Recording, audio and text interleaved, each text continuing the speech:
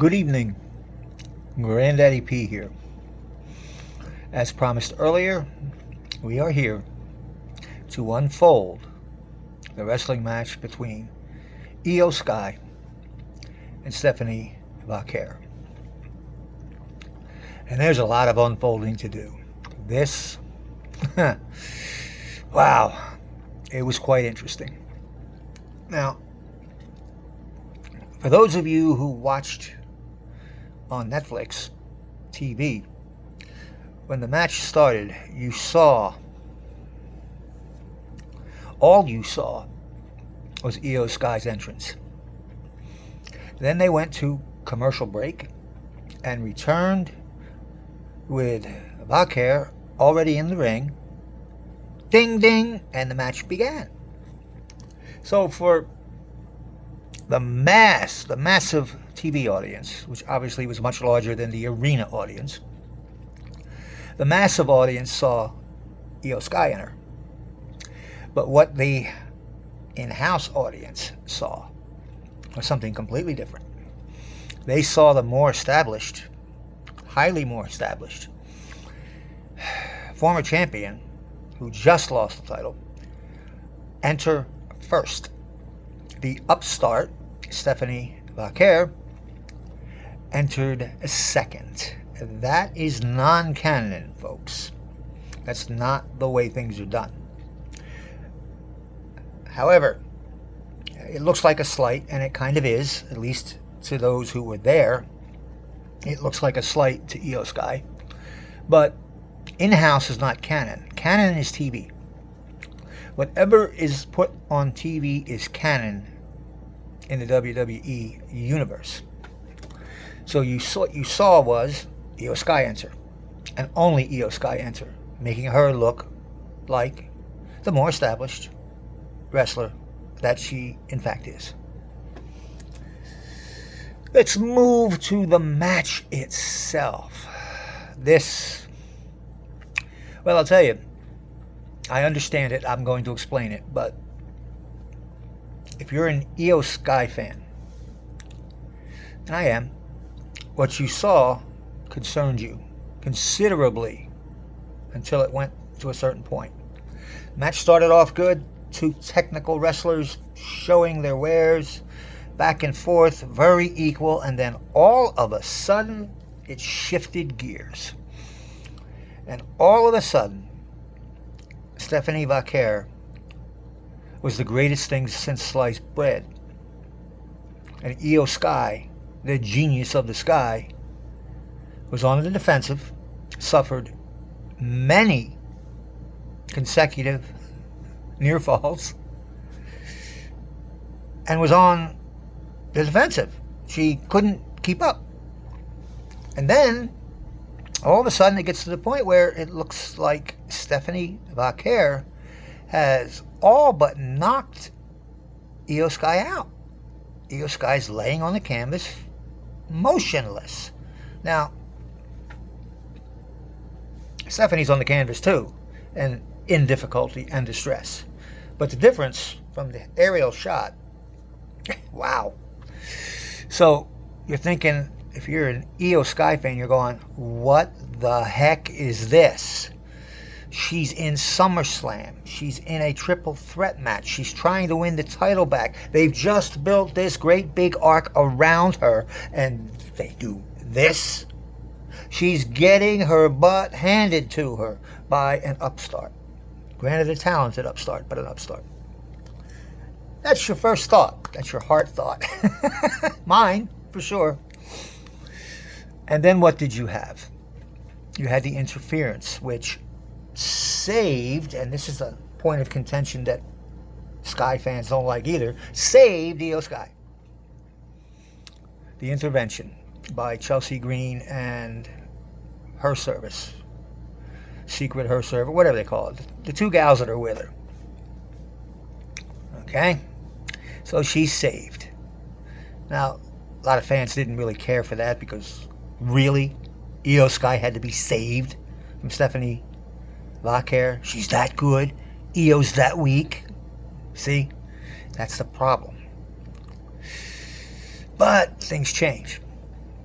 And this is important. First of all, let me stop there and say what's going on here right now. In that match, giving Vaquer all that offense and actually making Io Sky look incredibly weak against an upstart. It's called a rub. In the wrestling world, a rub is simply you put an up-and-comer in with an established veteran and you let them beat up on them a little bit, and it makes them look really good and really important. And of course, the veteran, being a veteran, knows how to take the bumps and makes the upstart look good, and it really doesn't damage their career for the most part. Unless you're Io Sky and you've been booked the way you've been booked lately. But we have this huge arc has already been built around her. The aftermath right after Evolution, with her and Rhea in the ring and then out of the ring. Unbelievable. Total sympathy. You had the very first Raw right after Evolution. They brought Io in last. She got the biggest pop from the audience. Looks like the arc's already built. Sigh of relief. And then this, the very next week. Well, she did give Stephanie Vaquer a rub. So much so that Stephanie Vaquer now is in a 6-person tag team match at SummerSlam. Yeah. I believe it's Stephanie Vaquer and the Bella Twins. That means Bree's coming back against Chelsea Green and her service. So, 3-on-3. That's quite a rub and quite a jump. Vaquer just came to the main roster. That's amazing. So, it was a rub. But then the interference takes place with Chelsea Green and her two guards, I'll call them. And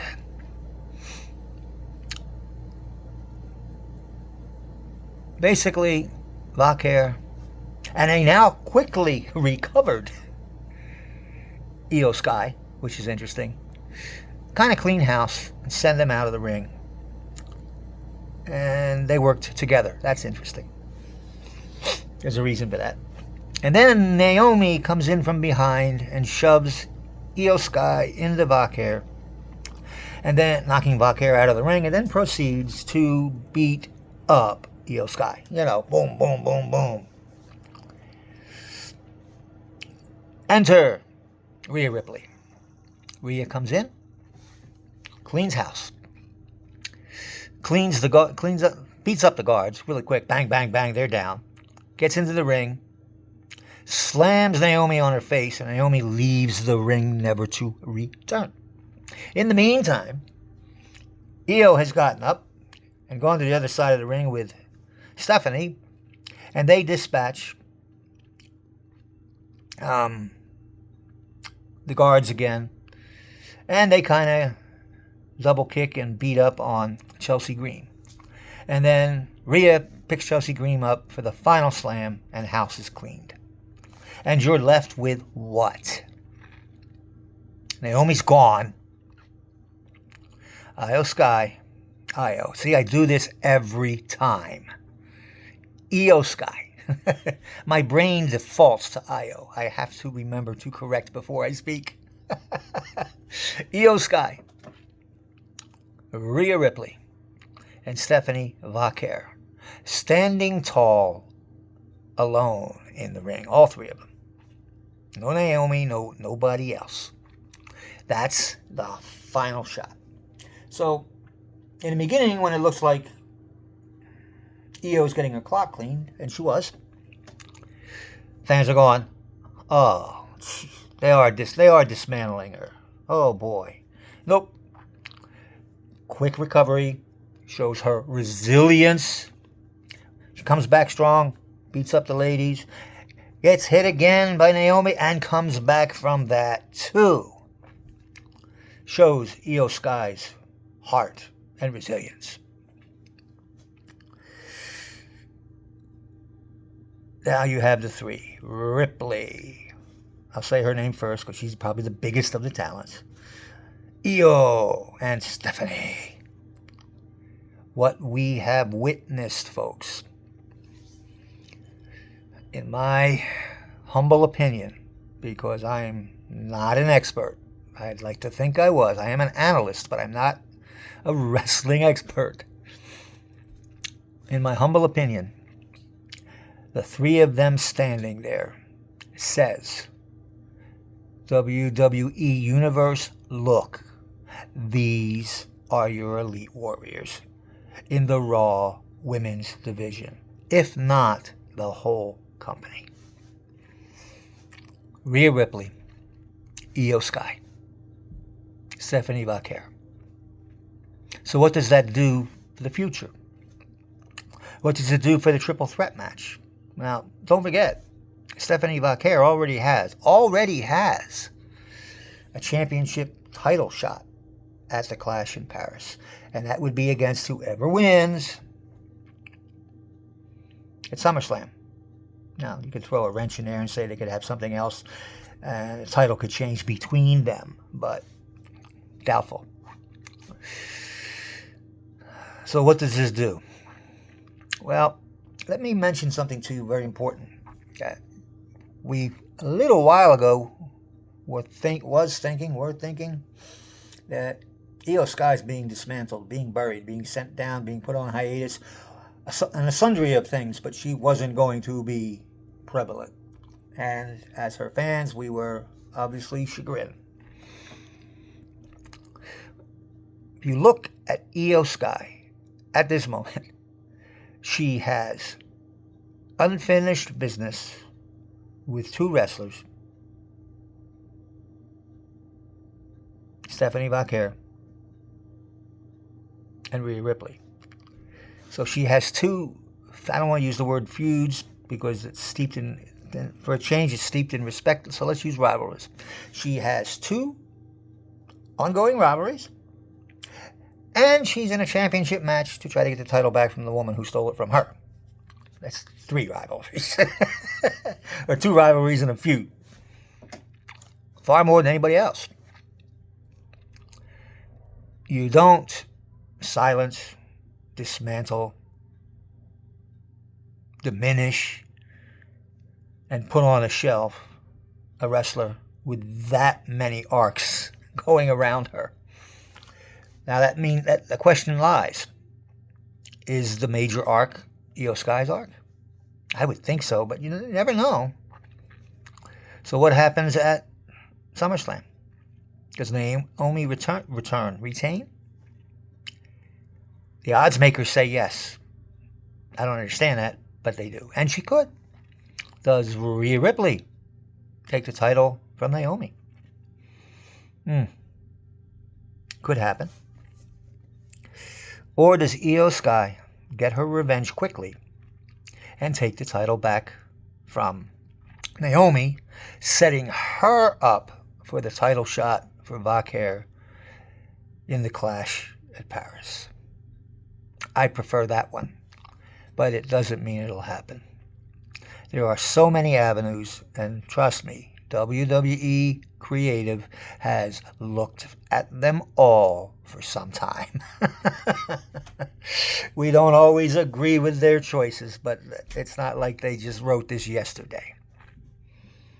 So, I don't know. I do know that we've been told who the three elites are in the division. And that's Rhea Ripley, Io Sky, Stephanie Vaquer. Everybody else is circling around them, to include the current champion. I want you to notice who was not in that ring at the end of that match when that statement was made. Naomi was not. So she is champion now. She might retain and be champion for a little longer, but she was not in that elite picture. She is a veteran. She'll be around. But I don't know. I want to say Io Sky wins, but I don't know. It would be the best arc for fans and everybody, a babyface winning it back, going off to have an illustrious reign.